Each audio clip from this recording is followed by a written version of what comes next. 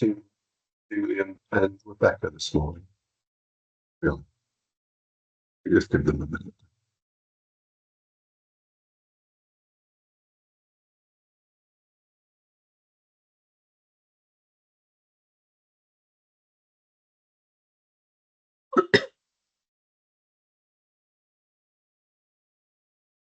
Hi, Keely. Good morning. I'm always relieved when the person doing the story arrives. So it means I'm not making it up on the hoof. You'll be fine, Debbie.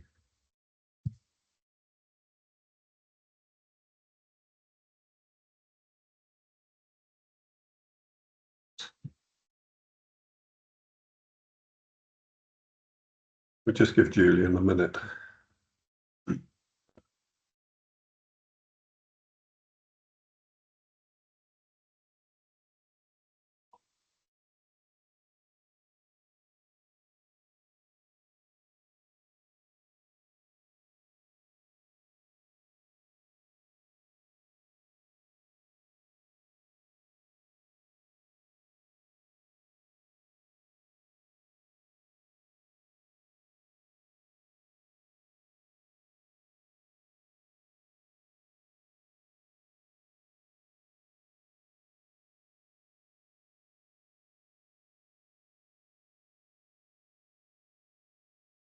Expecting Julian, but on the basis that we've passed the hour, if we make a start, he may well be tied up in another meeting, so I'm sure that he'll join us when he's able to. Welcome to all of you, and particularly warm welcome to Keely, Jane and Mike, who I know have items on the agenda. I think Helena's joined us as well. We have apologies this morning from Martin and Aileen. Any other apologies you're aware of, Julie? Alex Guild and Jane is deputising for him. Super. Thank you. And are there any declarations of any other business for anyone? No. Shaking heads. And similarly, any declarations of interest either in the amendments to the register or to today's agenda items? No. That's good. In which case, if we go on to the minutes of the meeting that we held on the 10th of September, are there any corrections or amendments, first of all, that need to be made to those? No. That's good, in which case the action log and matters arising were attached to those. It appeared complete to me, but were there any changes or adjustments needed to those?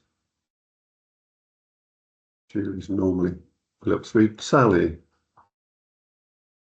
I just wanted to ask Debbie a question. When we looked at the complaints and compared them to our peer group, Debbie, were we referring to our sort of geographical co-located peer group or peer group with a similar sort of configuration of services? Mental health. So our peer group, if we put in peer group, is mental health and learning disabilities. So comparing it to them, but also the national.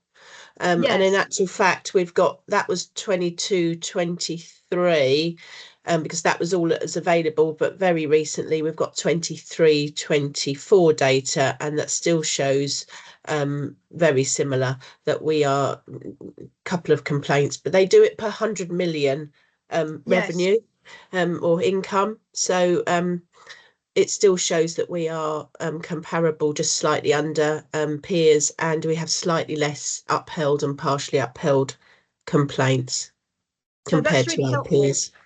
Because my understanding is you often get more complaints where you get your portfolio consists of mental health patients, and I wondered, whether we do it. And the other thing, if Mark, I wanted to say, particularly to Debbie, is that I know we've got to meet to talk about subset of patient experience. We need to put that. Does that need to be included on those action log, or is that just an action you're taking forward with Debbie? No, there's something on the action log.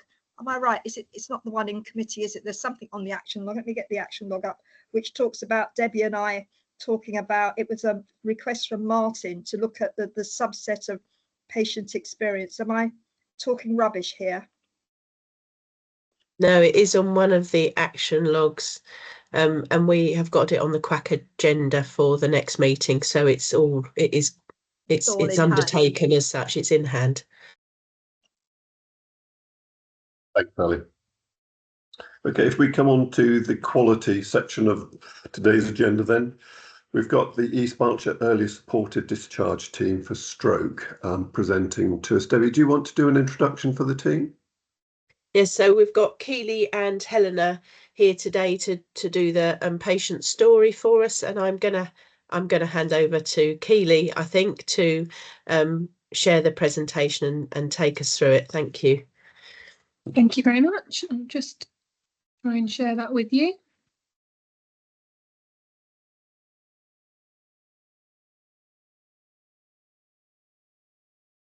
Can everyone see that okay? Yes, thank you. Thank you. Well, thank you for inviting us. As mentioned, my name is Keely. I'm Keely Butler. I'm one of the physiotherapists and the team lead for the East Berkshire Earlier Supported Discharge Team for Stroke. And I'm joined on the call by Helena Gruenstern, who's one of our speech and language therapists.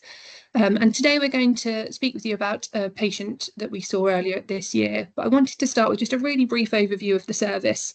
So we are part of the Berkshire-wide community neuro-based rehab team. But in the east of Berkshire, we're only commissioned to provide stroke rehab. So we treat patients in the community following their early discharge from acute hospitals for their ongoing stroke rehab.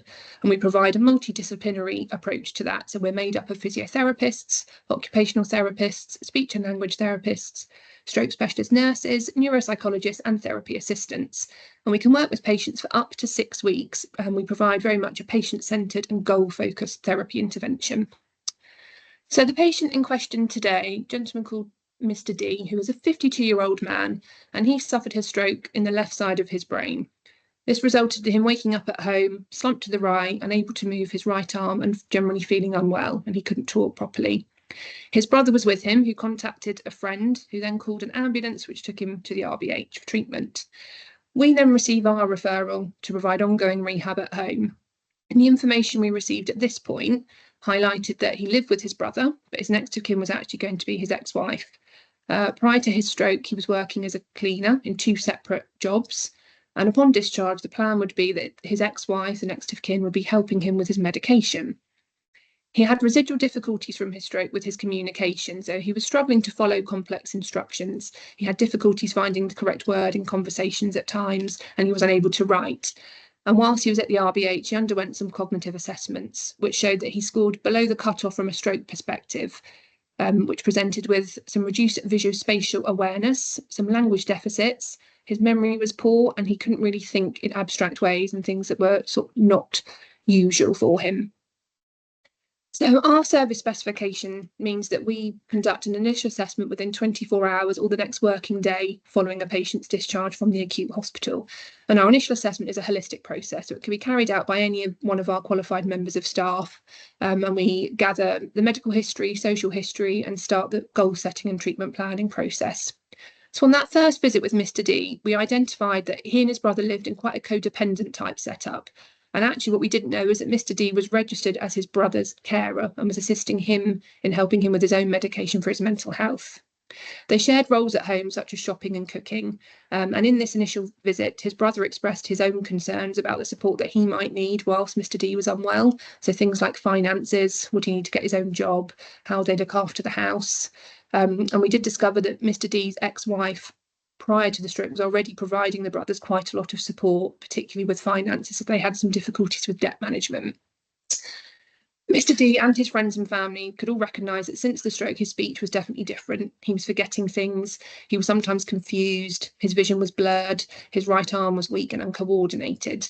And Mr. D's brother demonstrated some difficulty in understanding actually what rehab was going to look like, and at the end of it, hopefully, Mr. D would be better from this.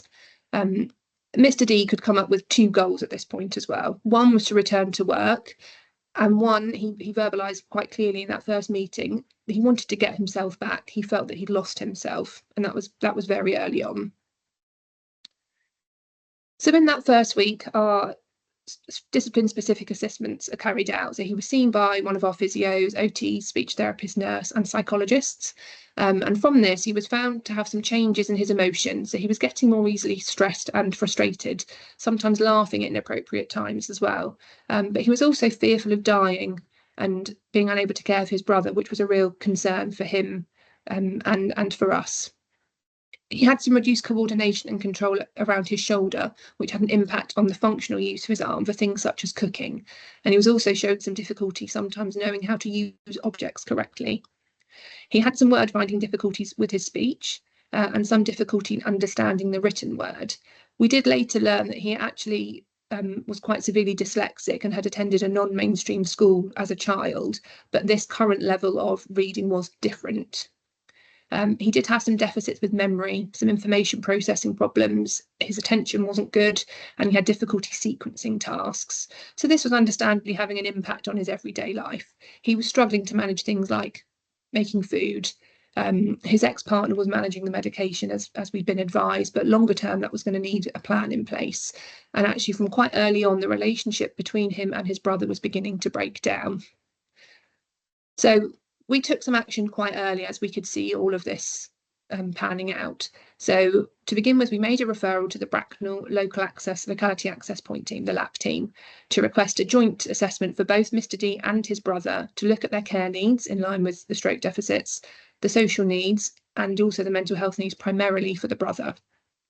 Unfortunately, there was a delay in this being picked up, so it meant there was over a week before we could commence any joint working with them, at which point one of our OTs was able to do some joint sessions with the reablement team from social services, with the idea of handing over how they could support Mr. D with his physical and cognitive deficits in functional tasks such as preparing foods, getting himself washed and dressed successfully. However, there was some difficulty in social services understanding the neuro rehab approach and sort of why we were recommending things were done in a certain way. And as a result, Mr. D was also unable to see the value in their support. So unfortunately, the therapeutic activity was not really being practiced in a way that we would have hoped. Our neuropsychologist was also liaising with the Berkshire Healthcare Mental Health Services at this point as well, with consent from the brother around his needs, as he was known to them before, and it was important that he was also getting the support that he required. So the therapy focus initially was agreed to be on his speech and language skills, excuse me, his right upper limb and functional task practice in order to work towards the goals that he had set for himself. But we were beginning to experience some challenges early on, and actually the brother began to experience a deterioration in his mental health and had told us that he had stopped taking his medication, unfortunately, which was something Mr. D did use to support him with. We were also alerted to the vulnerability of both Mr. D and his brother, as they both separately disclosed their own interactions with likely scammers via social media and telephone. Mr. D reported that he previously would have monitored his brother's interactions for such things, but he was no longer able to do this because of his stroke deficits. So we were required to make a safeguarding referral at this point to make sure that was being managed. As a result of all of this, Mr. D's ability to participate in his rehab was becoming compromised as his brother's mental health was deteriorating. Mr. D was expressing his own frustration and anxiety with the scenario, and he vocalised that he couldn't cope and was asking for help. His brother was also asking for help as well, though, and he referenced an increased frequency in paranoid and suicidal thoughts. So during one of our OT visits, when this came up, all of the appropriate questions were asked and support was sought. So we attempted to contact the crisis team in that moment.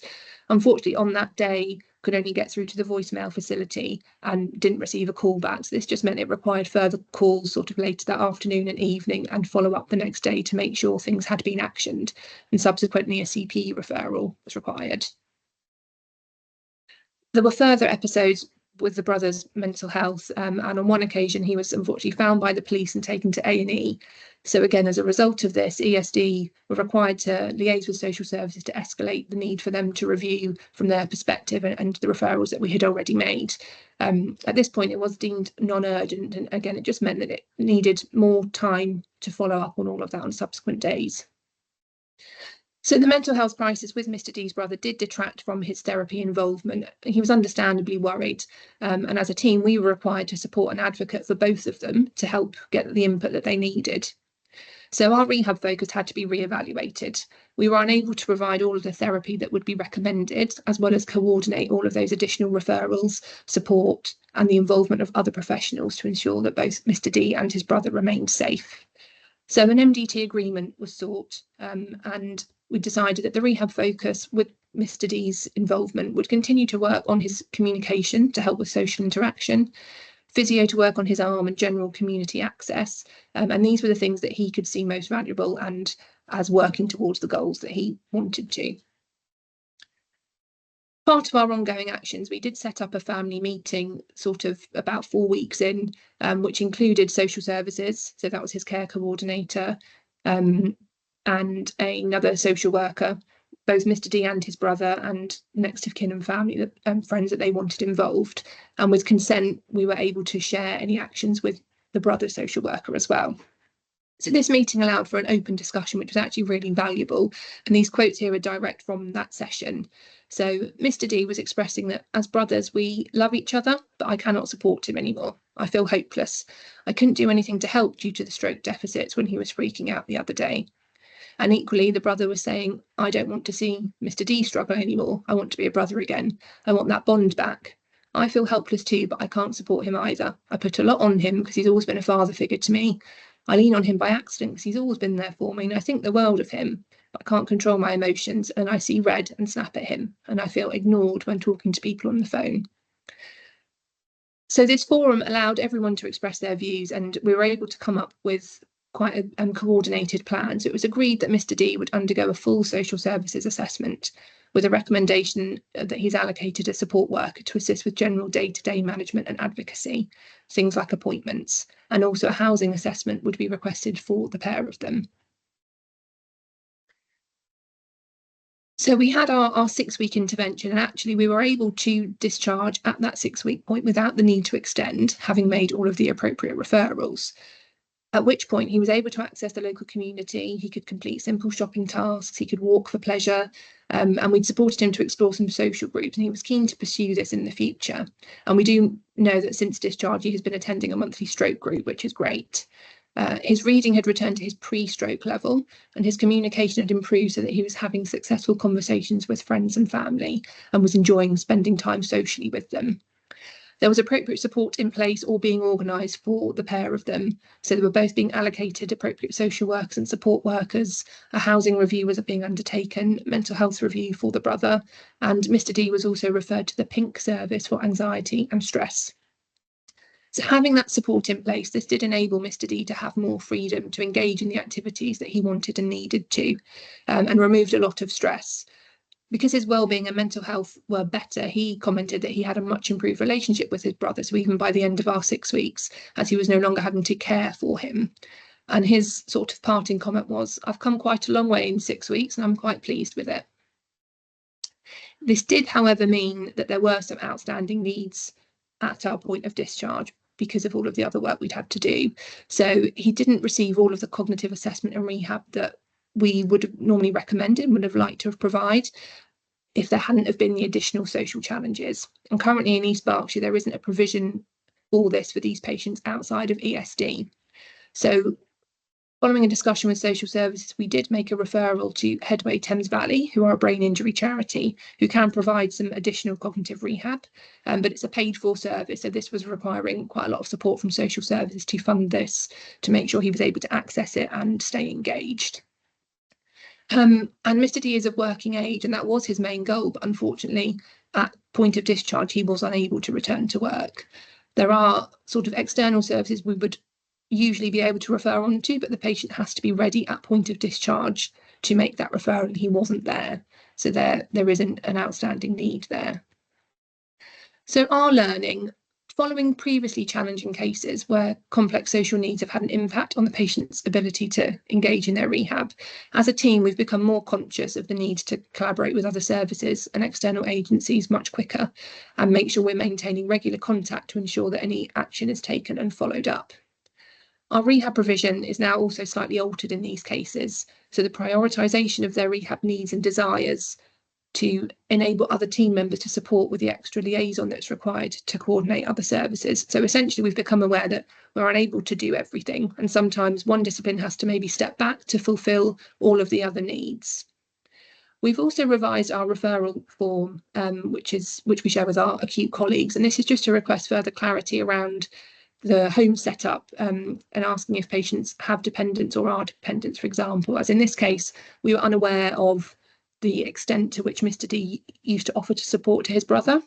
And if we had have known, it might have meant we could have had a bit more of a conversation with the acute team to actually make sure a plan was in place or the right people were aware of the home situation at point of discharge. And thank you very much. If there are any questions, myself and Helena are here to help. First of all, Keely, can I say thanks ever so much for a fascinating insight into the work that you undertake. And I hadn't appreciated until you ran through the incredibly wide range of different clinical skills that you somehow pull together and coordinate for that. And I'm sure that may well prompt some of the questions from the team, but I'll open up first of all to the rest. And Tamina, I see your hands up. Yes, actually, it's not so much a question. I actually had the privilege of shadowing a couple of the team in the West, working with a gentleman who'd had a stroke. But also, what was interesting to me was how they were working with the gentleman's wife, and that it is really about how the whole family works. So I thought it was incredibly impressive, actually, and just the kind of time and effort in terms of all the range of daily living skills and how you develop people. There was a conversation about when and whether he'd ever be able to get back on the bike again, which was a kind of interesting conversation. And I was also pleased to hear you talking about that reference into mental health. Again, I think some of our older adult mental health colleagues are quite interested to see how we can develop a sort of a more resilient offer into both an individual who's had a stroke, but people around them as well. So I think it was just to say it's an absolutely fabulous service. Well done for everything you do. Thank you.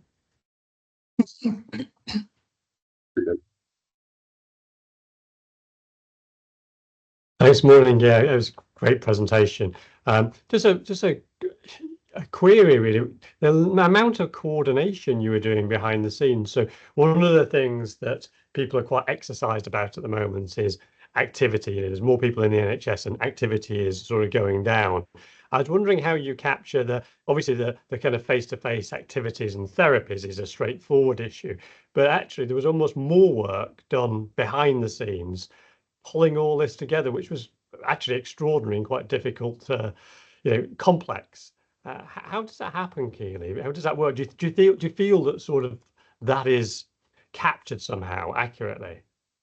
It is really challenging to capture that accurately, I would agree. So obviously we're recording all of those conversations on Rio, but I think that's what this particular case was probably where we did make a bit of a shift, where we'd had similar cases earlier in the year where they had taken so much additional time that we really weren't capturing it. So with this gentleman, we did make that shift where actually one discipline, and in this case it was occupational therapy, did pull back from actually providing their input. And so the OT was trying to lead on a lot of that liaison. So she wasn't providing necessarily the face-to-face input, but was using what would have been her allocated time with this patient to lead on that liaison, so that we were still sort of able to provide the service within the allocated time frame, but it wasn't necessarily face-to-face. So, I mean, yes, we use Rio to record things obviously in our diaries as well, both face-to-face and non-face-to-face when it's taking up significant time. But I appreciate it. I'm sure it's not all captured. There is a lot of extra work that goes on. Thanks, Keely. Brilliant presentation. Thank you. Thank you.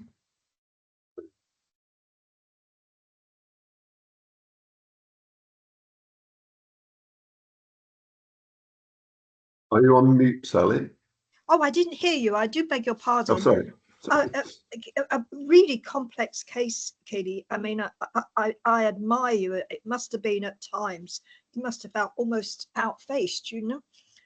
What I wanted to ask you is the 6 weeks a national standard, or is that a locally determined standard?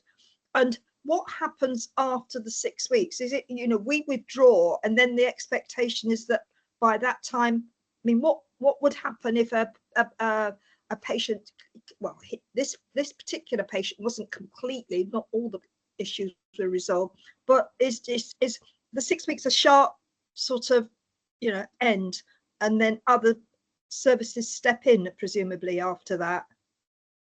So the 6-week provision does vary sort of nationally. So locally, that is what we provide, but it is sort of trust by trust. So in the West branch of our team, so under the CBNRT umbrella, they provide the 6 weeks of ESD, but there is the ability to transfer onto the community neuro rehab team caseload as well, so for a sort of extended period. Right. But at the end of the 6 weeks, as you say, if there are any safety concerns, and that could be a physical safety concern, a mental health, medication, etc., we wouldn't discharge. We would have that flexibility, and obviously we would have to justify and reason that, but we wouldn't discharge someone if we had any concerns there. If there are ongoing needs, for some cases we can make other referrals. So for example, physiotherapy, speech and language therapy, there are additional outpatient services or community services that aren't stroke specific, but there are additional services that we refer on to. And equally with obviously mental health, there are various services available. The cognitive rehab becomes a little bit of a sticking point because there isn't really anything additional that can be offered. So as I mentioned, there is the charity Headway who can provide some great service, but that's not for everyone, and it requires a funding for that. So it's very specific to whether a patient can meet that, really. Right. So what you get, there's a great variation. There's almost a sort of postcode lottery in a sense. A little bit, yes. Thank you. Mary. Yeah, thanks, Keely. Such a complex case, and we all know that it's not unique either. So, and actually, just by extension on Sally's inquiry there, noting the coordination and the working together between your team and social services, can you give us a bit of insight into that relationship between the NHS and social services, specific to this particular case? What was it easy? And if you've got broader experience of how the NHS engages with social services in your area of accountability, I think we'd be interested to hear about that too. It wasn't easy. The initial challenges often are actually just getting through to the right branch of social service and speaking to the right person, as that's the sort of the first port of call. So for this chap, there were care needs, which sometimes are easier to access. But what we were hoping for was that sort of joined up working of reablement, which they offer, that we would be able to hand over the best way to re-able this gentleman. And that there was some sort of, I guess, education that was required. And that would be a sort of a bigger goal, really, to be able to educate social services in the way that we would want things to happen, I guess. So that was sort of one branch of it. The LAP referral often is quite a nice way to get into social services and to be able to find someone to then get allocated to the right person. So once someone is allocated to a social worker, often things are easier if you can get a sort of a face and a name, and actually do what we found is doing those joint sessions. So actually, rather than it just being telephone calls and emails, if we actually go to the patient's home or whatever it is, and meet them together, we feel that we're able to sort of hand over our expertise, as well as discussing from social services their skills to work to see how we can work together. Doing things remotely, really, that message is really hard to get across. So face to face is much better. The other difficulty we have, as we all do, but crossing 3 different localities. So this was Bracknell, but we work with Windsor and Maidenhead social services as well, and then Slough, and they all differ in terms of how we access them, what they can provide. So case by case is a new challenge, I would say. And much like the NHS, they're changing constantly as well. So when we feel like we've got a good setup, things change very quickly. So it's having to keep on top of that is sort of an additional challenge, really. Yeah, that's super helpful. And just by way of a sort of follow-up question, you carefully laid out the things that you learned through this particular case. And it occurred to me that if there was an avenue for doing that lessons learned jointly with social services, that's something that would, that would enable some of the things that you're talking about in terms of co-production and co-working to perhaps gain a bit of traction. I don't know if you want to comment on that. I think it's, yeah, I absolutely, I would agree. And we certainly try to create some links with the teams. I think probably historically we have had a couple of cases where we've been able to have a sort of a similar, I guess, a debrief, but it's not something that we're doing consistently. So if there was a bigger framework for that, that would be fantastic, definitely. Understood. Thank you so much. So you've got your hand up. Hi, everybody. I didn't want to come in too early because Keely's done an amazing job presenting that. So I'm the service lead for Neuro Rehab, which includes the team that Keely works for. And I just wanted to mention some training that we've been doing with social services. So we've started in the West and we've done a conference with social services where we've done some case studies. We've presented patients to them. We've been able to do some education on different neurological conditions, including stroke, and that's gone down incredibly well. And there's a sort of a desire to roll that out and some real learning opportunities to share with our colleagues in social services. So that looks really promising.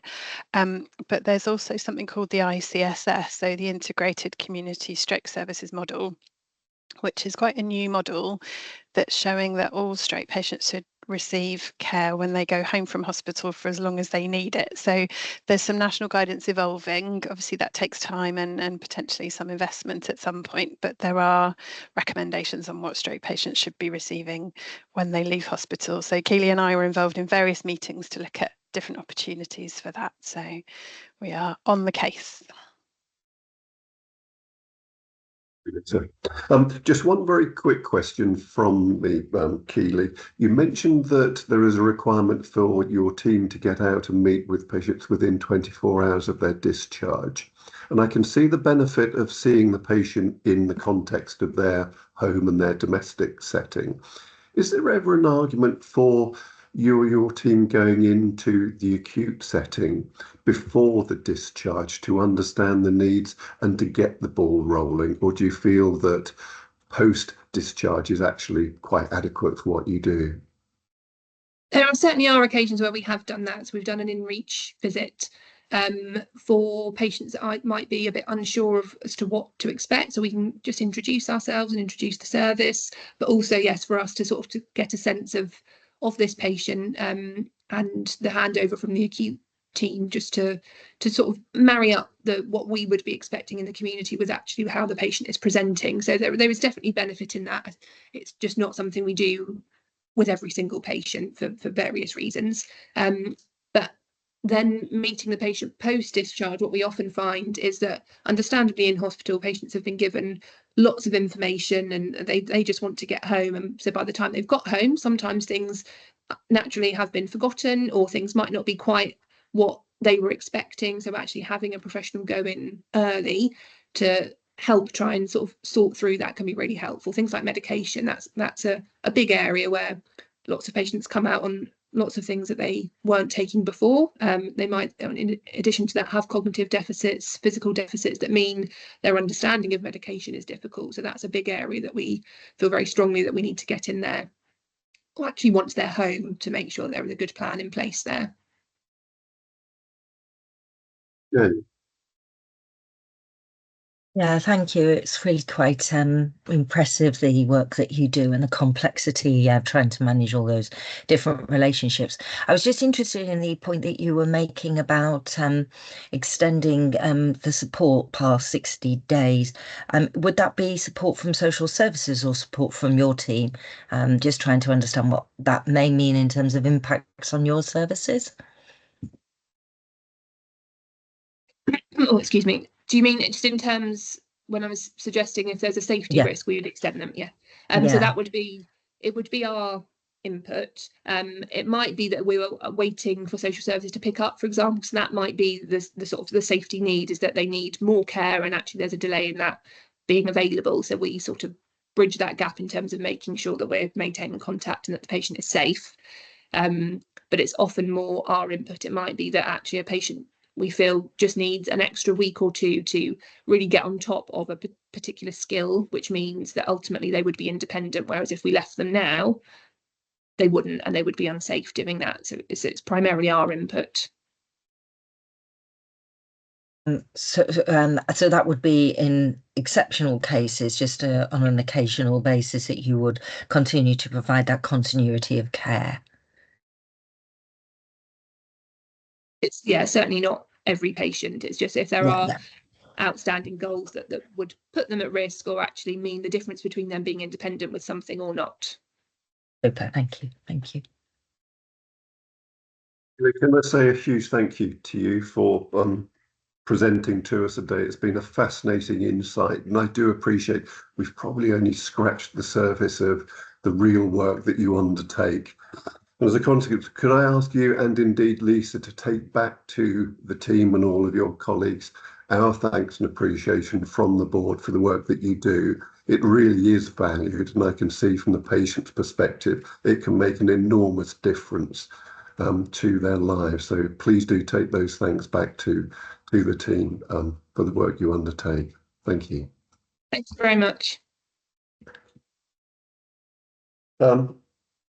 Moving on, next item, we've got Mike Prasati joining us for his regular update in terms of freedom to speak up. We've obviously received your report, Mike, but if you'd like to provide us with the key highlights for you, then I'm sure there'll be questions from the team. Lovely. Thank you very much, Mark. And good morning, everyone.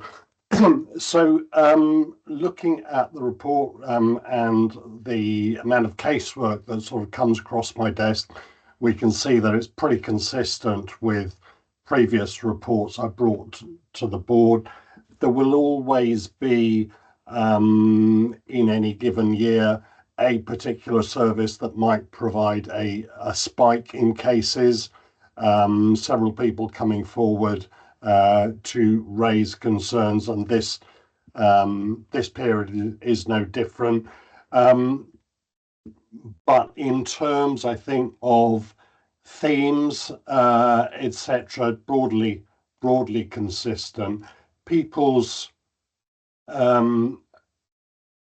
reaction to freedom to speak up and the service itself, I think, is largely positive. We have significant numbers of champions that have previously raised concerns and therefore have a belief in the process.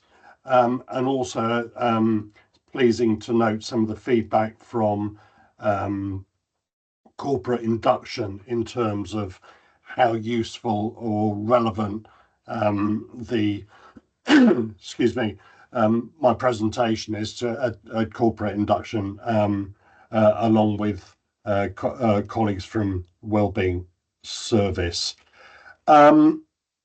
The theme for Freedom to Speak Up month this last October has been around listening up, and that's been something that, in my view, and I think the view of others, is probably the most one of the most important aspects of Freedom to Speak Up. The ability to listen and give feedback sets the stall out for people to feel hopefully comfortable to talk about their experiences. And I use the phrase, does somebody feel heard? And I think using that as a gauge to listening is all-encompassing. So it takes into account some of the barriers that there might be around listening. So if people are neurodiverse, and who is the neurodiverse person? Is it the person speaking up or the person listening? Some of the cultural and other barriers that might exist. And I think that is an area that we need to keep concentrating on, the sort of the culture change that we desire, so that everyone feels that it's safe to raise a concern or talk about the positive things. So talking about innovation, experimentation in a safe way, being able to make positive suggestions.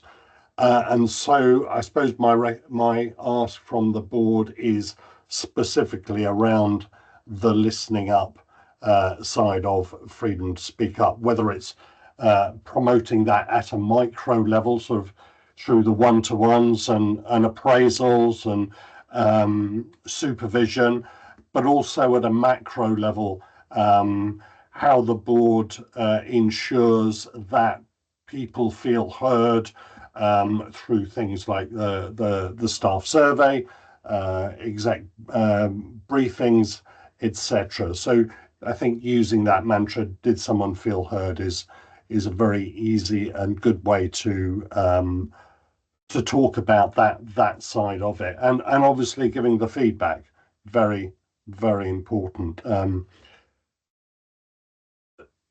That really was sort of what I wanted to talk to the board about. If there are any questions around the paper or thoughts and considerations, very happy to answer questions. Questions, Sally? Thanks for a very comprehensive report. As usual, Mike, your reports are really good. They're very detailed. Is it a concern to you that you don't get, well, the last quarter, don't get any issues from medical and dental staff? And then I noted, which I thought was quite unusual, but it's maybe that I've just had my eyes closed. We've actually got 7 students this time, and I thought that was quite a lot of students. Was it one particular area? Yeah, so that was one particular area, raising concerns around a specific course that they were on, and that was quite easily resolved.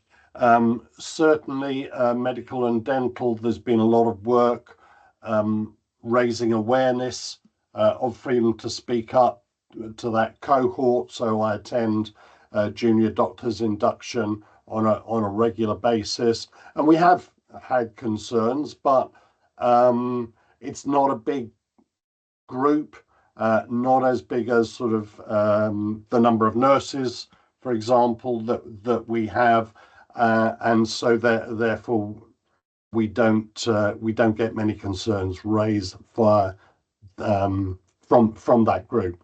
Yeah.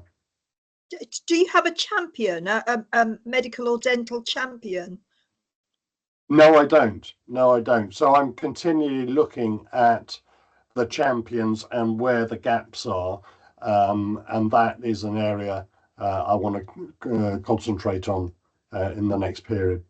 Yeah, well, they might feel sort of more comfortable talking to another medical or dentist. Yeah. Thank you.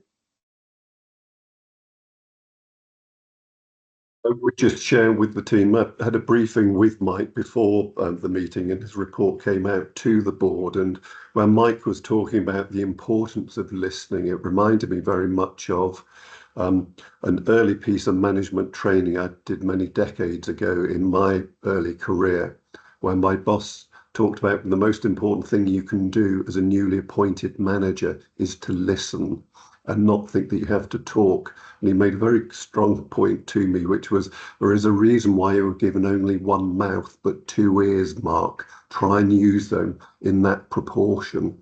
And Mike made the very point himself that it's all very well people speaking up, but if they're not listened to with real intent from us, then we will lose that. Naomi. Thank you, Mark, for that, and thank you, Mike. Mike, I just want to. I'm in a world of seeing this through the lens of engaging in quite an egregious case somewhere else in my portfolio, and I can't, of course, describe it in any detail, but just to give you sort of 4 corners, the initial freedom to speak up issue, stroke complaint, was brought forward by an individual against another individual, and certainly at first blush, it was quite egregious, and there was some evidence to suggest that this individual, had something very genuine to say. And it would have been very easy to kind of rush to judgment on that.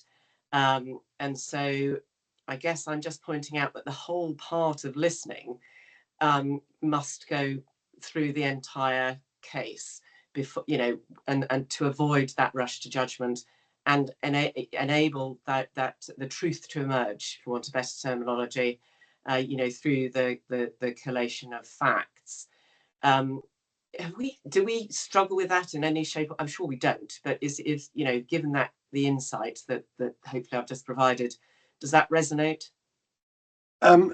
Yeah, and I think it's easy to jump to conclusions. Part of my role is to be objective, but I think the whole process that perhaps follows on from people raising a concern via Freedom to Speak Up or going direct to line management or HR colleagues or whatever, that objectivity has to remain throughout the whole process. There is everything I hear, there's always two sides to the coin.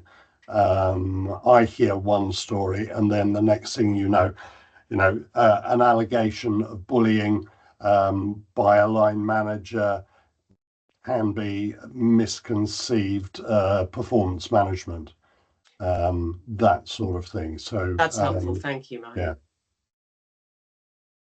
Jane, you wanted to add?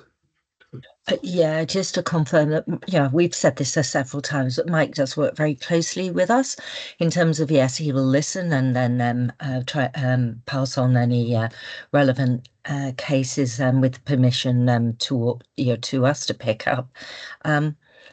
We do see that freedom to speak up, is valuable, but there are, to your point, Naomi, two sides to this.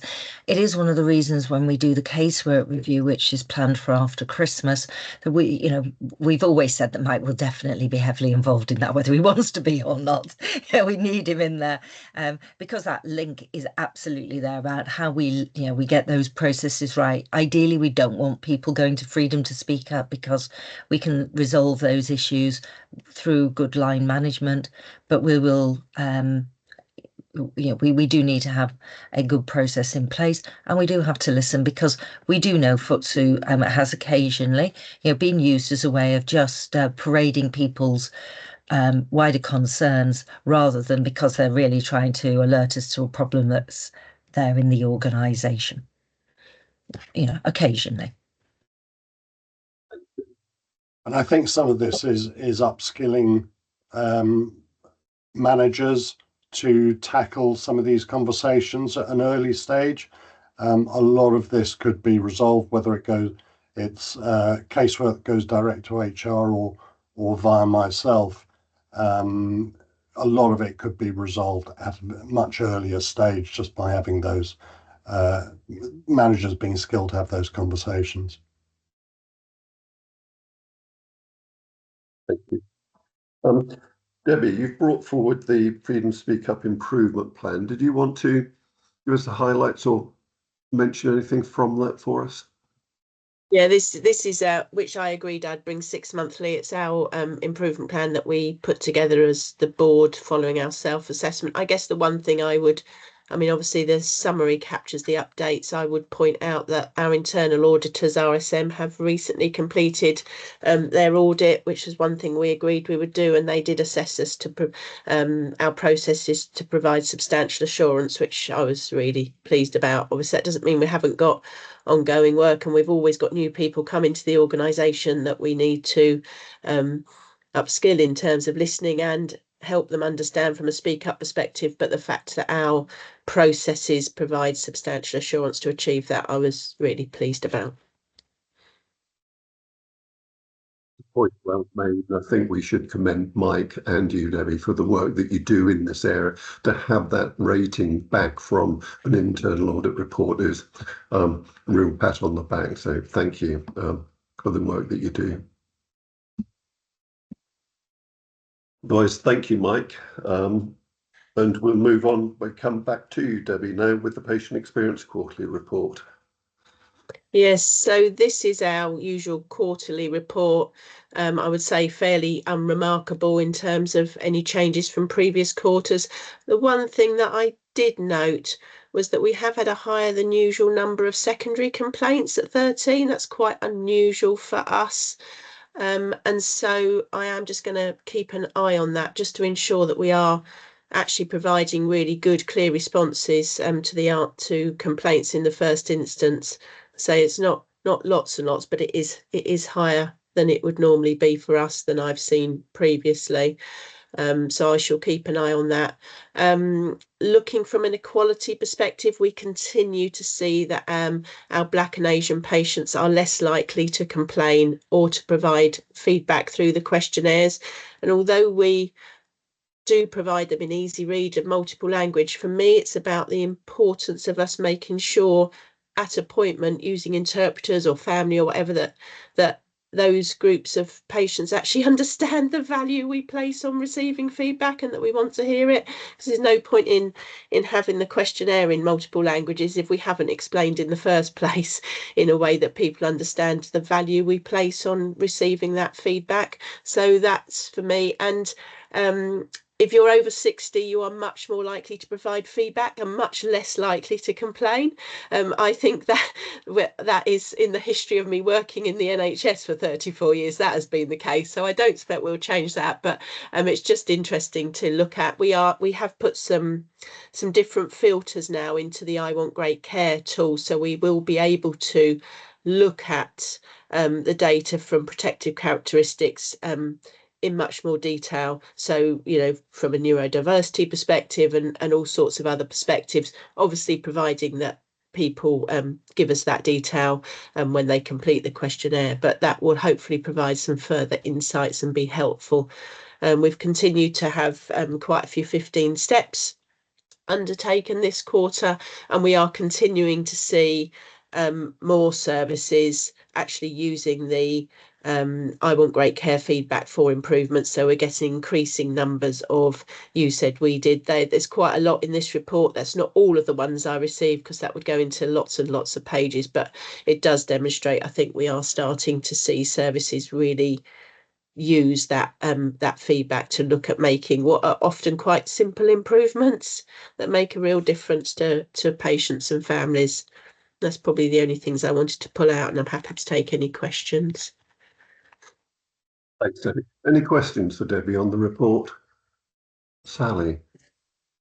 Presumably, Debbie, we triangulate, we're looking, say, what's coming through on I Want Great Care and then the complaints, and that might then guide us through the 15 steps. Or if we go to 15 steps, we go back then and look at the complaints. We're sort of doing all that all the time, I'm assuming. Yeah, 15 steps is really designed as the first 15 steps of somebody walking into an area and the feel and the look of the place. So it doesn't go into obviously the detail of care provided, or it's a first impression, but that's what it's designed to do. But absolutely, whether it's complaints, it's feedback, it's improvement suggestions, they all get looked at in the round, along with safeguarding, infection control, patient safety incidents. My teams have a weekly meeting that triangulate anything that's come in through various routes, or any, say, patient safety incidents, freedom to speak up, etc., so that we can actually triangulate all information from a patient experience perspective. Right, so yeah, you do. I was talking to Liz Chapman last week, and what she said was how valuable, though I Want Great Care, the response rate isn't perhaps what we would want. The actual free text is sometimes very important. It almost sort of doesn't compensate, but that gives us a lot of rich feedback. Yeah, the You Said We Did stuff is all generated from the free text or from focus groups that teams have had, etc., as opposed to just the 5-star rating. Very few patients don't put free text. Interesting enough, most people that take the time to complete this do actually put free text in. Thank you. Forward, Debbie. Just an aside from myself, Debbie, Sally and myself were on this visit last week with Ros Crowder, one of the governors, and Liz Chapman, and we did a couple of different services at Wokingham, which proved to be very positive, very inspiring in terms of the areas we visited. But just as an aside, in the memory clinic, the I Want Great Care iPad had been introduced, and the staff were quite pleased that they had this iPad to collect feedback, but it had been positioned so that as you walk into the service, you could see it. But as patients leaving, having received whatever support they were there to receive, it was hidden from view. It also didn't have any signs around it to indicate what it was there for, whether it was for checking into the service.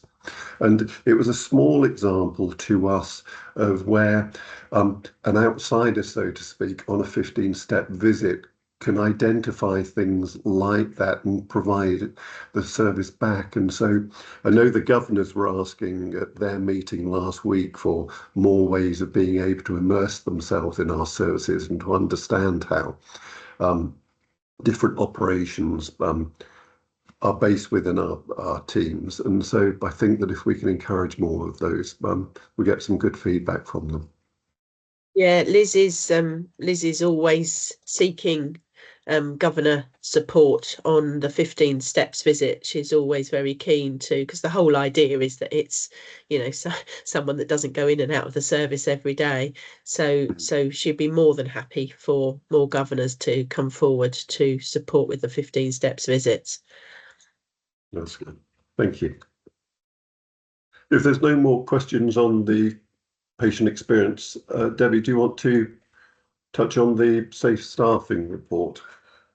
Yeah, I mean, hopefully the highlight report is self-explanatory, but this is our 6-month review of staffing. It looks from a retrospective and a prospective viewpoint. We haven't really seen any significant changes from a retrospective point of view. Staffing's been deemed to be safe, although, as I've said, for many years now, we recognise that high numbers of temporary staffing, although many of them are staff undertaking additional hours, they're our own staff, still does give us an issue. We have seen an improved position and a downward trend over the last year with fewer shifts, with less than 2 registered staff at Prospect Park. It was 12% a year ago, 7% in the last 6 months, and 3.5% now. So that's a really positive downward trend. And we are seeing the percentage of temporary shifts that aren't being filled going in that same downward trend, which is brilliant from a safe staffing perspective. And we have actually seen a slightly improved position in our number of Band 5 vacancies at Prospect. So we've got slightly lower percentage. It's still high at 30%, but it was at 40%. And we have also seen more new recruits commencing in October and November. So although that remains one of my biggest concerns, Prospect Park, we are seeing a positive shift in recruitment, recognising that all of the new recruits are newly qualified staff, and therefore that obviously puts a challenge to the staff in terms of ensuring we've got really good induction, preceptorship and ongoing support from those staff so that we keep them. The healthcare, I did just want to say the healthcare support worker vacancy at Prospect Park is not quite as it was reported, because the person that wrote the report included where we use temporary staff to flex, and we would for observations, and we would never fill those with the permanent positions. So the figure is actually around 70 full-time equivalents, not 130 we've got vacant there, and they've got active recruitment in process at the moment, and they're expecting that to come down quite a lot. From a perspective, God, that's a mouthful, isn't it? We are not anticipating any changes that are going to impact staff and requirements over the coming 6 months, so all should be as is, and I'm happy to take any questions. Any questions for Debbie? I think for the purposes just of the anybody viewing this recording as well, it's worth noting that the Finance and Investment Committee chaired by Naomi does receive and review the monthly reports on safe staffing before they come to the board, so it's worth just being aware of that. Thank you. Moving on then to Julian, do you want to provide an overview of your executive report? No, it really is, I think, self-explanatory. I'm just happy, Mark, to take any questions on any of the items. That's okay. It's all just for information. There's nothing I don't think that I need to expand upon. Debbie. It's probably just worth saying that as of the end of last week, we're actually around 40% of uptake of staff flu vaccinations. So I know the board are always keen to know where we're at with that. So that's where we were at the end of last week. And Debbie, on that point, because it was a question I was going to ask, as you probably are aware, how does that compare with the position we were in last year or the previous year? Because it feels lower, but I'm not too sure whether that's just my perception.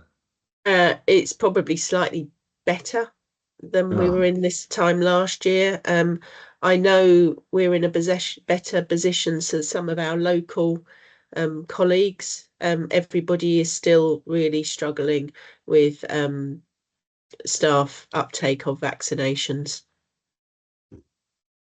So yeah, slightly better than last year at the moment, but we're certainly I'm not anticipating we'll hit our ambition of 75%.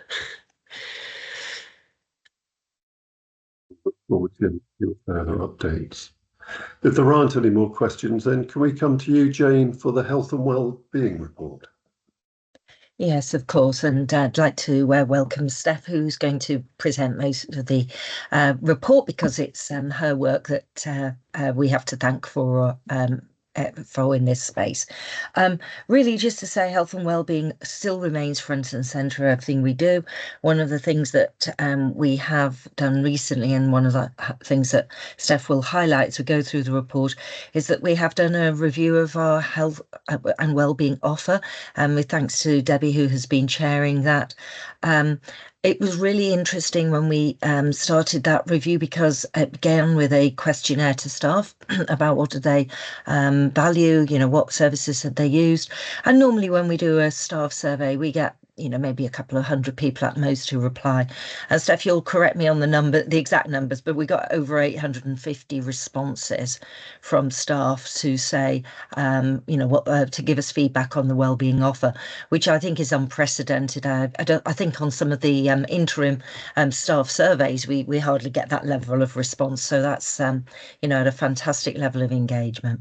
I'm going to pass over though to Steph, who'll take you through the highlights of the report, and then we'll answer any questions from there. Thanks, Jane. Hi everyone. Yeah, I'm Steph Mokes. I'm the Health, Wellbeing and Staff Engagement Lead for the Trust. I think when we've done this before, we take the paper as read, but if I can just highlight a few things. So yeah, as Jane said, the wellbeing review has been the really big thing within the area over the last 6 months, led by Debbie. We've done, as Jane said, a lot of engagement around this. So the first port of call was actually to pull out a lot of data. So looking at what we already knew around all of our services, then getting that engagement from staff. So yeah, we had 860 responses to the survey, and then we followed that up with an engagement event that was attended by 60 staff. So really, really good engagement in that, and really interesting feedback that came back.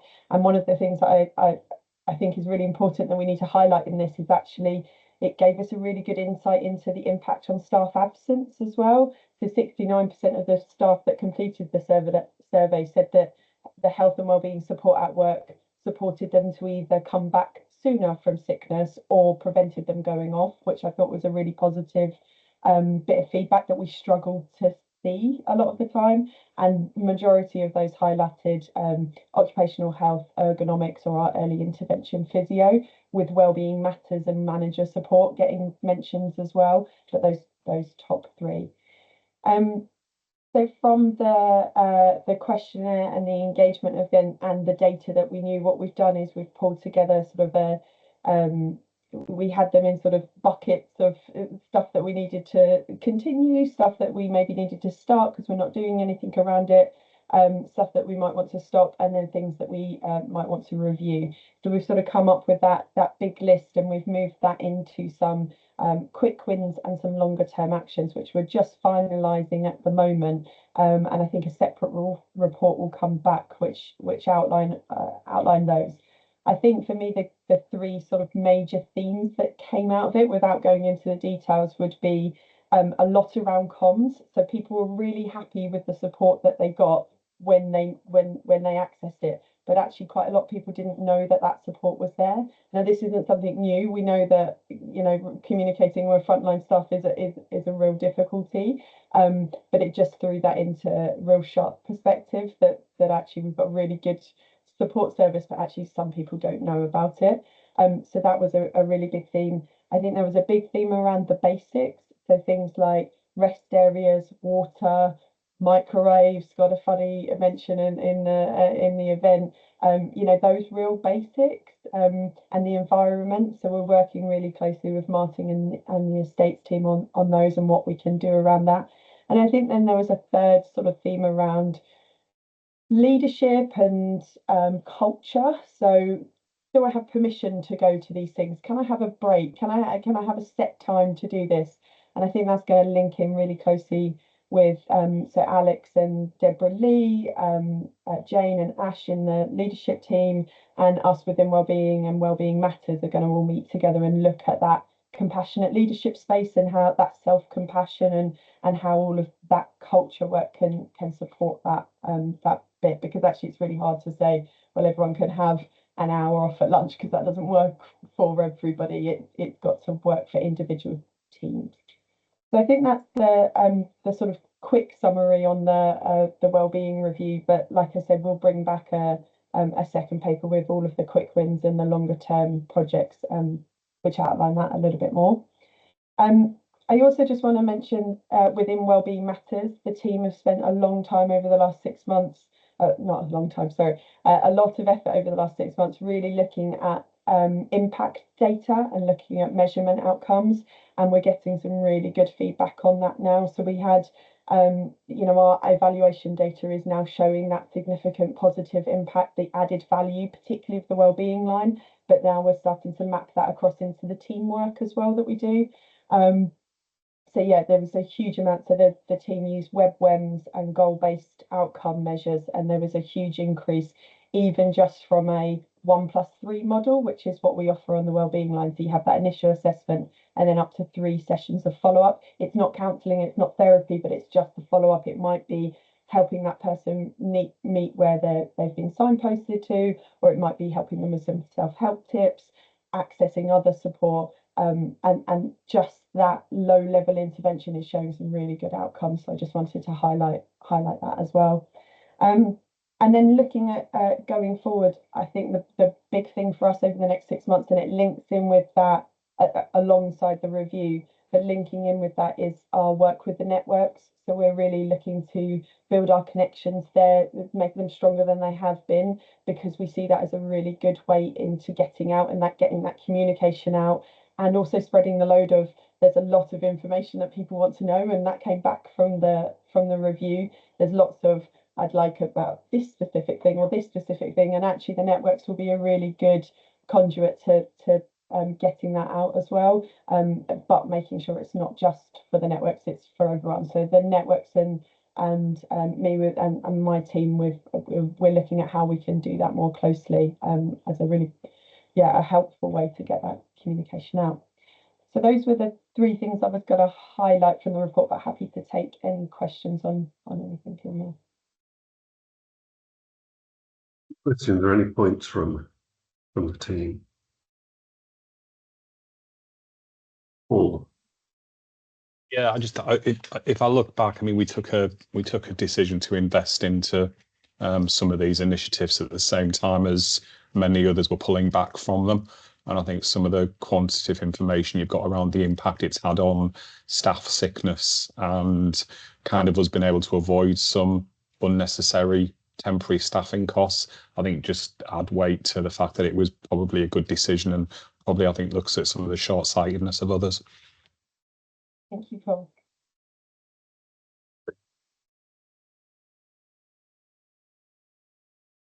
Sorry, Sally.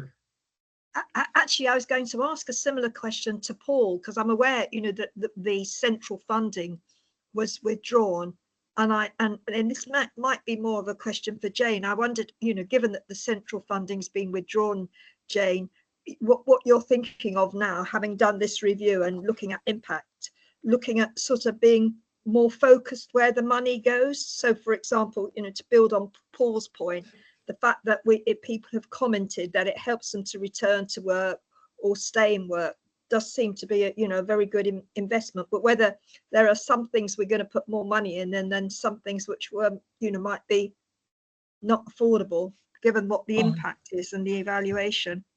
And we went through a really detailed analysis of absolutely everything we offer, and whether that was valued by employees or not as part of this review.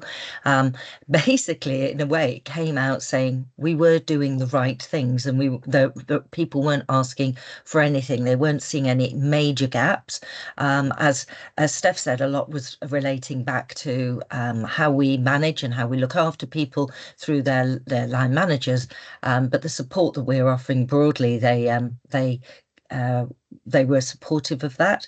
What we are looking at is other ways that we could deliver contracts more cheaply by working together with others in the system.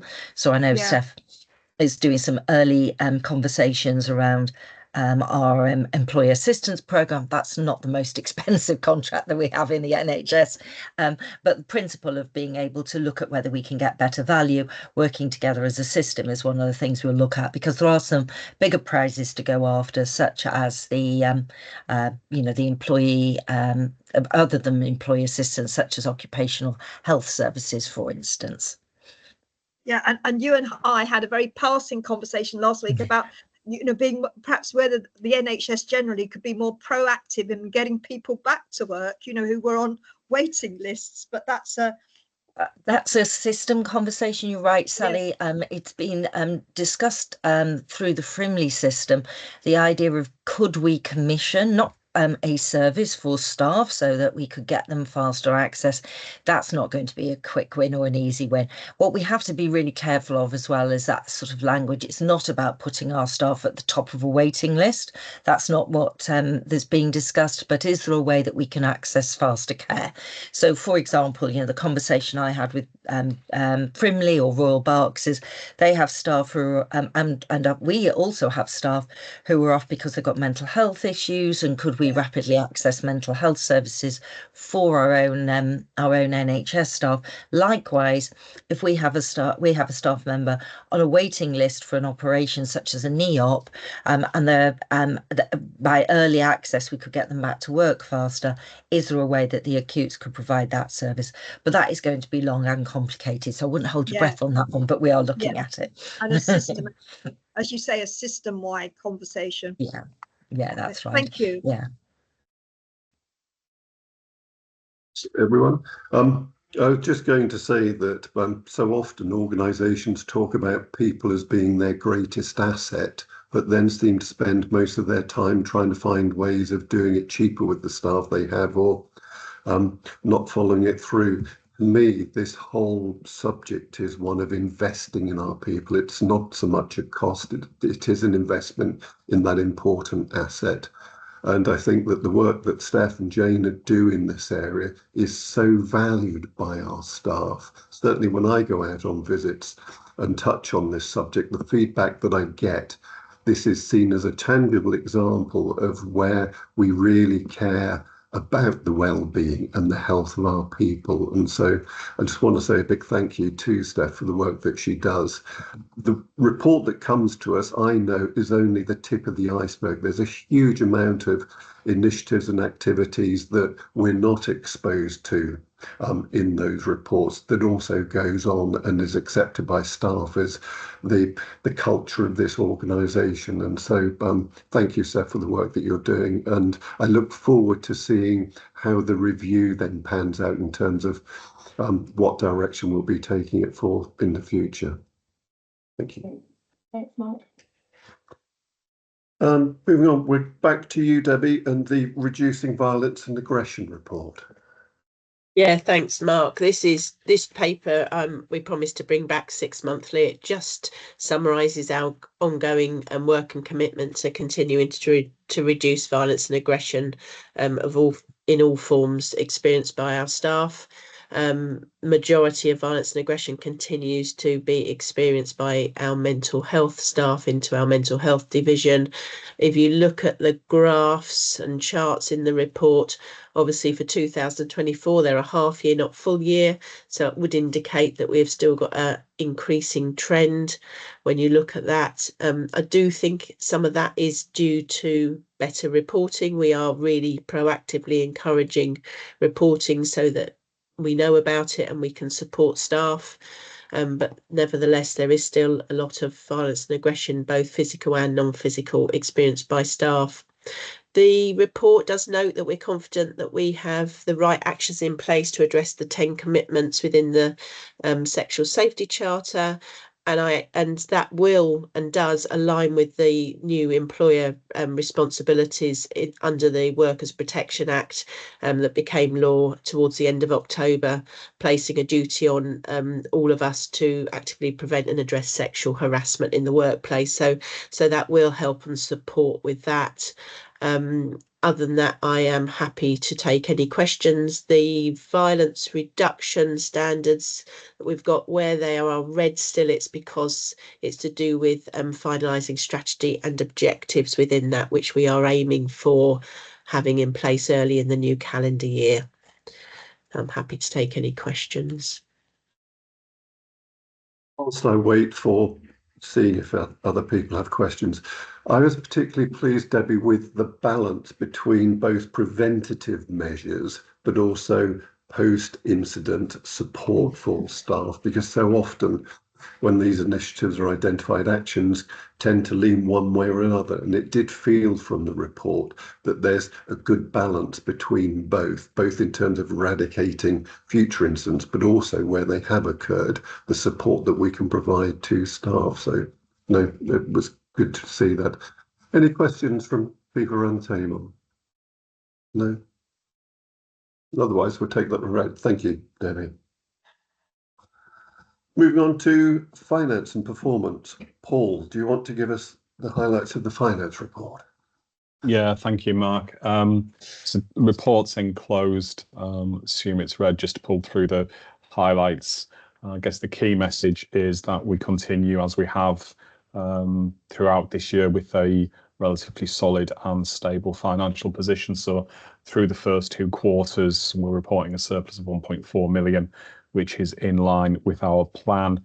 We've just taken a view of our forecast position to Finance Committee a couple of weeks ago.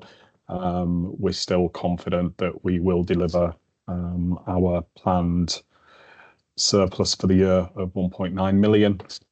In terms of workforce, we are continuing to see an increase in our substantive contract numbers, which is positive and is in line with what we expected to do in terms of our plan, in terms of aligning to agreed investments with ICB. So we've seen a 6% growth in substantive workforce over the past year.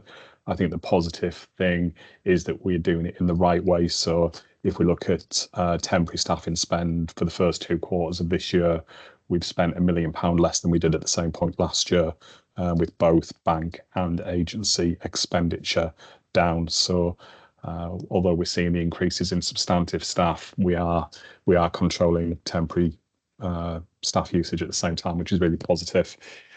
Agency remains within the 3.2% ceiling at 2.8%. The numbers in the report don't include the impact of pay award that was paid at the end of October. So those costs, along with the associated funding and the changes that we will need to make to the plan, will be in the next month's report. Elective recovery, we continue to show generally good overall performance as an organisation, surpassing our targets for Bob.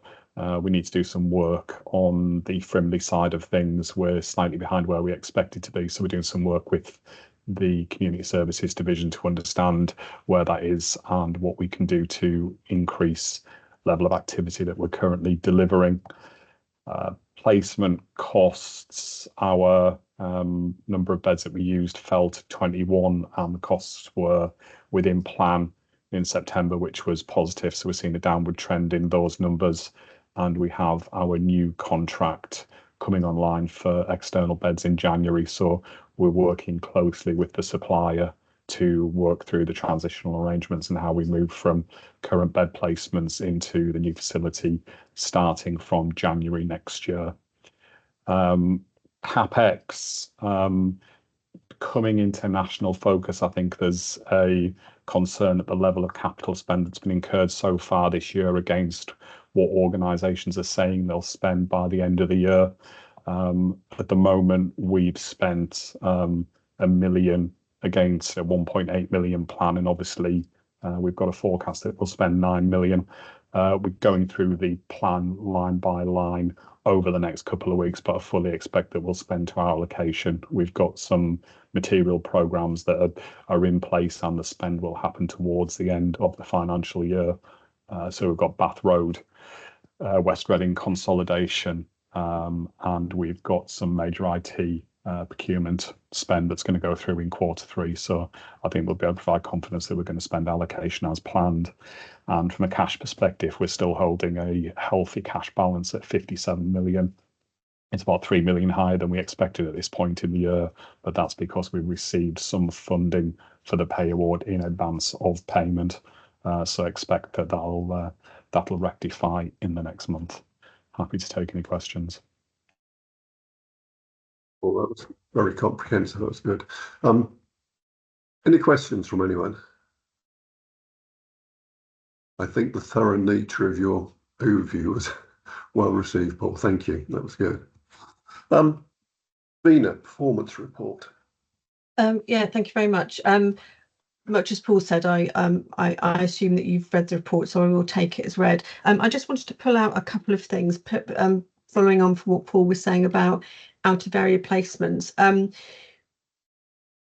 I was just kind of looking today at where some of the pressure is. We've got 12 people currently in out of area placements. We've got 10 patients clinically ready for discharge, so waiting to be moved on, and we've got 8 patients at the moment who've been referred into a bed. So I just wanted to give you a bit of a sense about sort of day to day some of the pressures and challenges. And I did wonder at some point, particularly maybe when we get the new beds in, it might be worth getting the bed team just to come and talk about the new way in which they're trying to manage some of those referrals and the way in which they're kind of negotiating risk, I guess. And also just to signal over the winter, we're likely to get a bit more pressure from some of our ED colleagues, both within Berkshire, but also from our London colleagues as well, where we can create quite a lot of noise about whether we accept patients or not, and how we continue to manage that balance between being responsive and supportive, recognising the pressure they're under, but also trying to maintain a sort of an appropriate grip on what's happening with our out of area placements. So it's really just sort of signalling what might be happening over the next 2 to 3 months, and something for us to keep an eye on. And then just a sort of a general point about the data. Just to note that, you know, a continued red can mask an improvement, but a continued green can also mask a deterioration. So I think it is important to pay attention, not just to kind of the colours in the red, amber and green, but just to see what some of the trend lines are showing us. But if there's any questions, I'm happy to take them. Just before we go on to questions, that suggestion of yours for the bed team to come and present certainly strikes a chord with me. Do you feel that it would be better in one of these meetings, or as part of one of our discursive sessions where we can have more of a two-way discussion on the subject? Yes, I think that'd be a great idea. Yeah. In which case, Julie, if I could ask for you to liaise with Tamina in terms of the appropriate timing for that, that would be good to put on future discussion. Sally, question. Tamina, I should probably know this by now, but you know, talking about the delay in discharge, I noticed, you know, from Paul's report, we've got is it 3 or 4 male discharge beds? They're beds in the community, are they? And I was going to say, well, you know, why don't we have any female discharge beds? That's a really good point. I think that certainly one of the models we'll be looking at going forward, and we're thinking about how we use those discharge to assess beds. They're kind of very particular in terms of how we might use them, so they're not appropriate for all patients who might be waiting for discharge.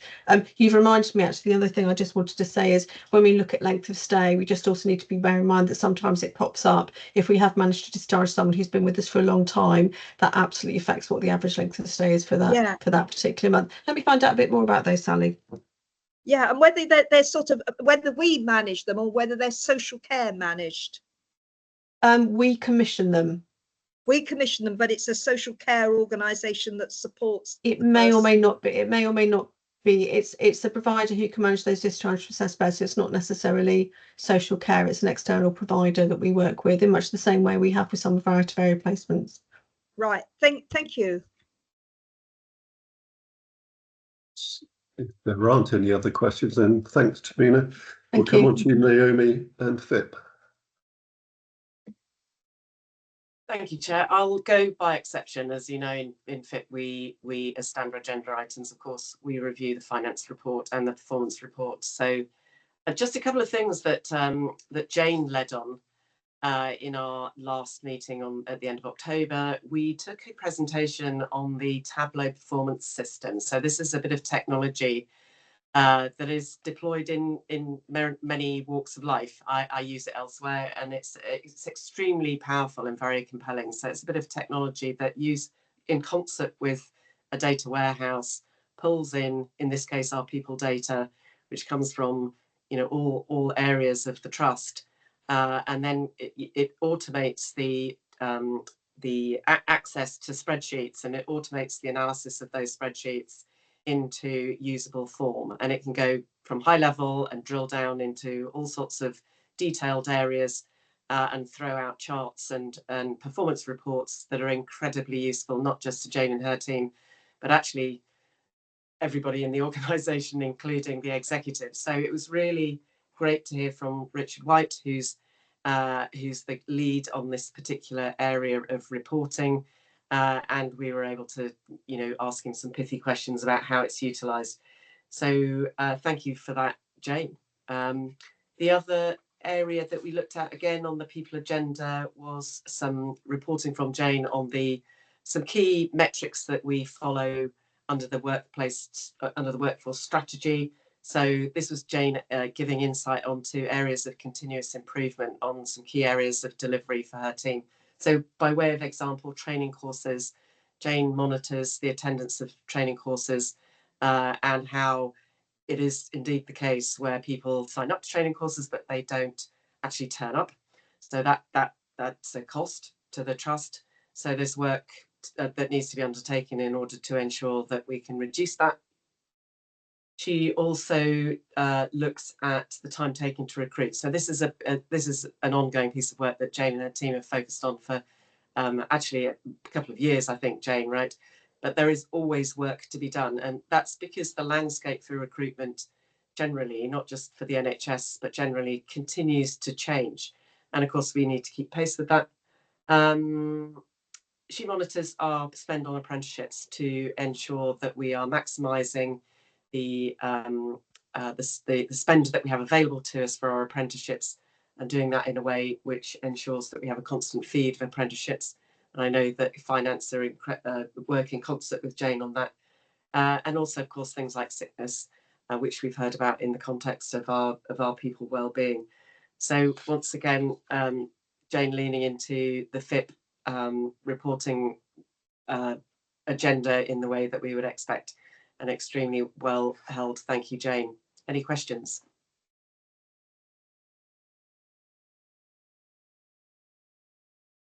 Thanks, Naomi. That was very thorough and useful. Thank you.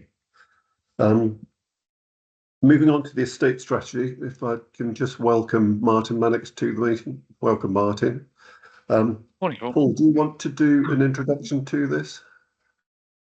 Yeah, can do. Thank you. So this is our annual update from Martin on kind of the works that the Estates and Facilities Department have been doing. They've got huge agenda at the moment, huge significant number of projects to be getting on with. as well as supporting actually the development of our new strategy going forward. So I'll just hand over to Martin and ask him to take us through the key points of the slide, and then take any questions the board may have. Thanks, Paul. So I'll just share my screen. Key points in terms of the background that we're working within. It's no surprise to anyone that obviously the trust, nationally, the NHS is always struggling financially. The total cost to eradicate high and significant risk backlog increased by £2 billion in the last year, excluding VAT professional fees and NHS PS properties. So the true figure is probably closer to 25 billion by the time you've actually placed orders across the entire estate to deal with that work. And we've also been working with an environment with inflation at 13.5% at the start of this year, which is important as that's reflected in our contracts for our PFIs, for example. So some significant financial pressure across estates and facilities. We've had two important reports published in the last few months. The Grenfell Inquiry Phase 2, which does impact on the trust in terms of future requirements for the undertaking of fire risk assessments and how they're undertaken. And we've produced a paper which goes into detail around changes that we're making as a trust around responding to those points. Also the Darcy report, which indicated that the right shift investment in community services has actually been a left shift. The reality on the ground is that trusts such as ours isn't getting the investment that it needs to get patients out of acute environments. In terms of achievements, we've achieved quite a lot this year in terms of place, and I've got a separate slide on that coming up shortly. We've undertaken a re-evaluation of our assets, modern equivalent asset revaluation, which has resulted in circa £1 million of savings recurring annually, which is really helpful. That's a straight saving off our bottom line. We've achieved a Salix grant of £2.6 million to support us with the decarbonisation of our West Berkshire Community Hospital. We've undertaken a lot of work around de-risking the current Jubilee ward this year. So we've been working very closely with the clinical team to ensure that the escape routes and the drills, etc., for that service are as good as they possibly can be, whilst we're also working with the ICB on plans for the long-term solution for Jubilee. In terms of Prospect Park, we've been working very closely with our provider, Prospect Health, and also with ISS to put in place asset surveys of the building itself. So we're undertaking 3 types of survey. One is the general condition, which is based on the Centre of Best Practice guidance. There'll be a dedicated fire survey, and we're also being sponsored by the Department of Health and Social Care to develop a mental health survey. So this is the first of its kind in the NHS, and what that will do is that will set the scene for how the Prospect Park facility today compares with the standards that were in place for mental health care at the time it was constructed, but also give a gap analysis of any updated standards that have occurred since the building was created that perhaps we've not kept pace with. So it will give us something to aim at in terms of where we want to invest in the future to further de-risk that facility for our patients. We've also undertaken quite a lot of work around the listening in action and big conversations. So we've been looking at staff welfare facilities, improving security on some of our sites, also improving confidentialities. We had some really helpful feedback around some of our sites and where clinicians didn't feel that they could have confidential patient conversations. And so we've been doing quite a lot of work around soundproofing some of those areas to support our staff to do their best work.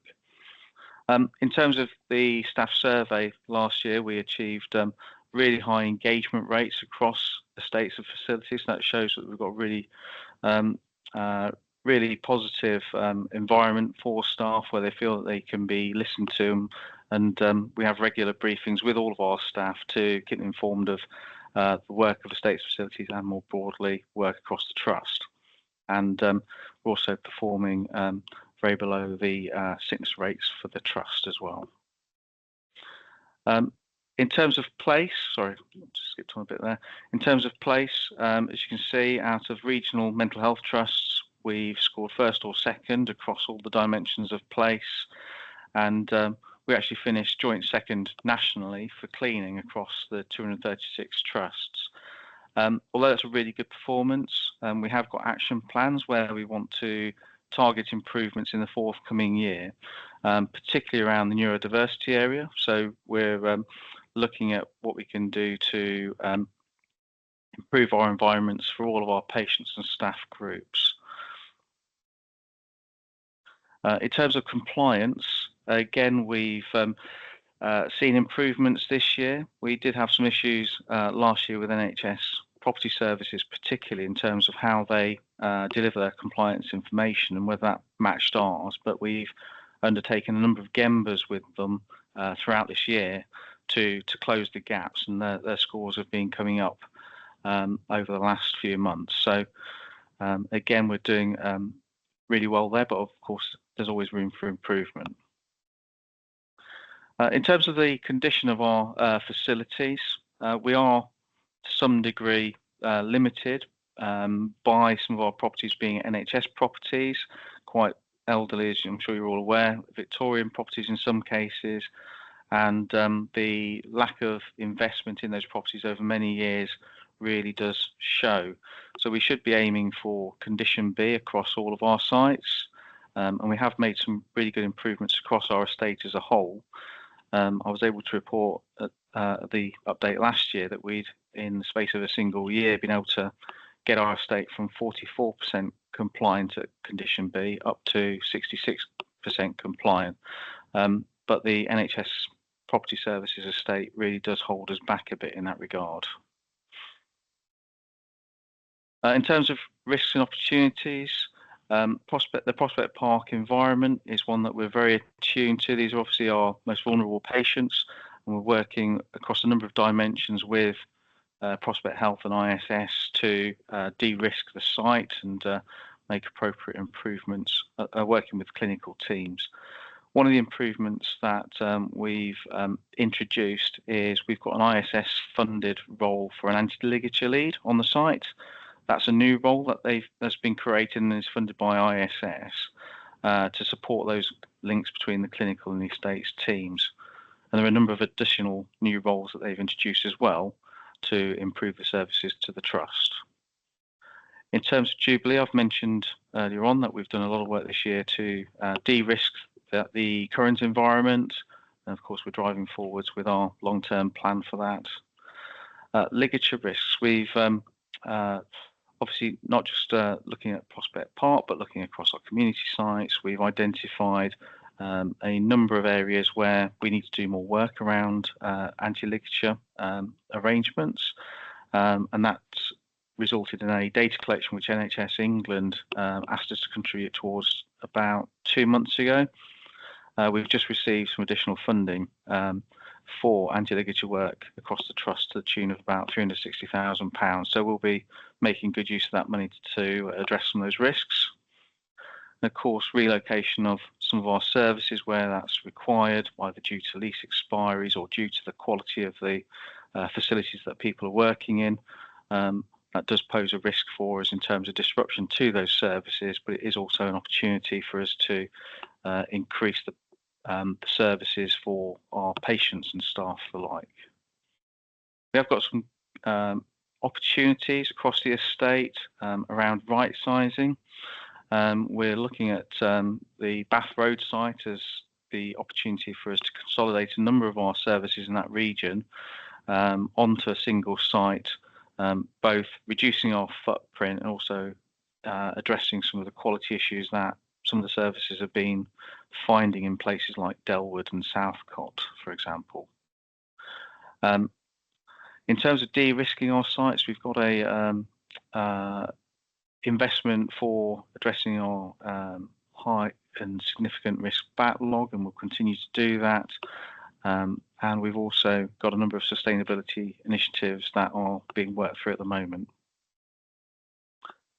I mentioned about the Salix bid, so £2.6 million of grant money to support decarbonising West Berks. We've also introduced solar installations at Early House and Churchill House, and we've got plans to do more in the current year. Of course, we're increasing EV charging points where possible on various sites. We're continuing to replace our fleet of vehicles with new EV vans. We've undertaken a heat decarbonisation survey of our 13 most significant sites across the Trust, and that's highlighted additional areas where we can invest in to help us to achieve our sustainability objectives.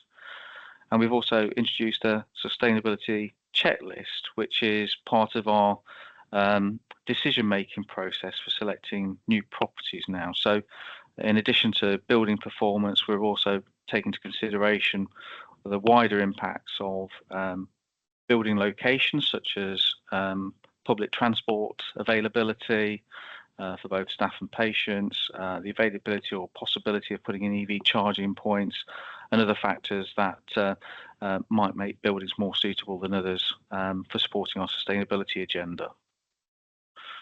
In terms of property services, we initiated a turnaround plan with them about this time last year.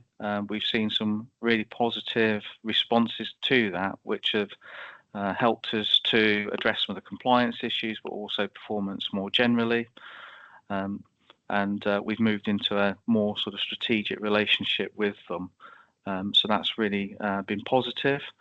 PS themselves are struggling, as do we from time to time, in terms of being able to recruit sufficient experienced staff in the areas that they really need them. So as you'll all appreciate, NHS estate services are quite specific. So we've got things like the National Cleaning Standards, and particular engineering standards, etc. And they can struggle to get people with appropriate NHS experience to support some of these sites. In terms of the ICSs, the Integrated Care Hub programme for Frimley, Bracknell is moving forward quite quickly now. So that's a new site that's will be constructed next to Skimpid Hill. In relation to the other integrated care hubs, there's a small amount of work that will be happening at King Edwards, and in terms of the other hubs, there was insufficient funding to take those forward, so they're now looking at alternatives for that. The Slough CDC is going ahead at Upton, and so construction has now started on that. And within Bob, the ICS state strategy has been developed in conjunction with ourselves using internal integrated care system resource. Prospect Park, I've already talked about the asset surveys. We're also doing a comprehensive reset of the contract as well, working our way through all of the services to make sure that they meet the contract requirements and also our current and future needs. And we've got the place of safety, construction of which is now underway. So the mobilisation of the construction teams has been taking place this week. In terms of West Berks, the MRI scanner project, which Royal Berks was undertaking with InHealth, didn't go forward, so they've now re-tendered that and now working with Philips to deliver that project, and we're supporting them where we can. The CDC works on the main PFI site are underway, and we're working on a number of projects with RBH around making better use of that site. In terms of the estate strategy, that's still in development at the moment. We are running slightly behind, just simply through all the operational issues that we're working through at the moment. And the last few slides are giving some indicative timescales for projects that we're working on over the next 2 to 3 years. So those are all in your pack. So I'll stop that there. And if anyone's got any questions, happy to take those. Martin, thanks ever so much for a good overview of all of the work that you and your team have been undertaking. Sally. Good to hear the place of safety is finally starting. That's fantastic. Remind me the timescale. Is it March, April? Is that right? Yeah. So it was originally scheduled to complete for the end of March. Realistically, it's probably going to be May before it's actually got patients in it, with commissioning and handover. But yeah, so we're really pleased that we've actually got that off the ground now. No, that's fantastic. What I was going to ask, Martin, is the survey of the mental health, the department survey, the outcome of that. Where will that go? Because it sounds quite interesting to me. Because in a way, sometimes when surveys ask questions, they sort of raise questions in your own mind, don't they? Of course, yes, yeah. So what we're expecting from the mental health survey is that it will essentially, what it's going to do is it's going to look at all of the HTMs and HBNs that have come into force since the building was constructed, and determine whether or not the building meets those later requirements. So there'll be 2 gaps. There'll be the first gap, which is whether the building was built to the mental health standards that were in place at the time of construction, and then the second gap is whether or not it's kept pace with the standards that were later updated and any best practice. And so your question is about that second gap, really. And so what we're expecting to do is to work with Debbie and the clinical teams to have a prioritised list of investments that we're going to need to make to continue to de-risk the environment. And I wonder whether that would mean I'd have a conversation with Debbie, but perhaps it would come to the Quality Assurance Committee at some point. Perhaps I don't know, but it was obviously got care issues, shall we say? And my final question, Martin, and I should know this, but I've been to St Mark's a couple of times recently. What are they doing there at the back? Where does that come in? So there's a scanner that was originally going to be going to Upton, but they realised that there wasn't enough space at Upton to build the CDC and put the mobile scanner in on the same site at the same time. It's just too congested. So they've determined basically that it needs to be at St Mark's to basically enable it to provide those services. Right, thank you. I probably should have known that, but I was intrigued and nobody could tell me when I asked our staff. Thank you. No problem. Thanks, Sally. Any other questions for Martin? No. In which case, thanks ever so much, Martin. It's greatly appreciated. Thanks, everyone. Thank you. Moving on, audit committee meeting. Rajiv, we've obviously had the minutes. Is there anything you'd like to draw to our attention from the meeting? Yeah, thanks, Mark. No, I think I'll take the minutes as read. I would just call out that as well as the standing agenda that you're all familiar with, there were a couple of things that we covered this time around that weren't part of that. The first is it's normally this time of year that we approve the charity accounts and report. So we did that with the help of the auditors. And then Paul and team pulled together a list of some of the policies that we need to review on a 2-yearly basis, things like bank mandates and delegation of authorities and delegation of powers, limits, etc. But yeah, happy to take any questions.